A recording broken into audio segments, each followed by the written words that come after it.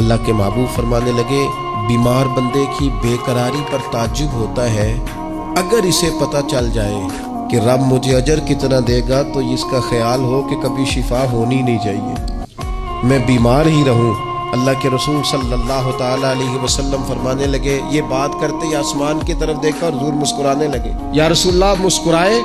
فرمایا دو فرشتوں کی بات پر تعجب ہو رہا ہے، وہ ایک جگہ پہنچے ہیں مسجد میں جہاں ایک بندہ مستقل نماز پڑھتا تھا، انہوں نے اس بندے کو ڈھونڈا ہے، ملا نہیں ہے، تو رب کی بارگاہ میں عرض کرتے مالک وہ تیرا بندہ،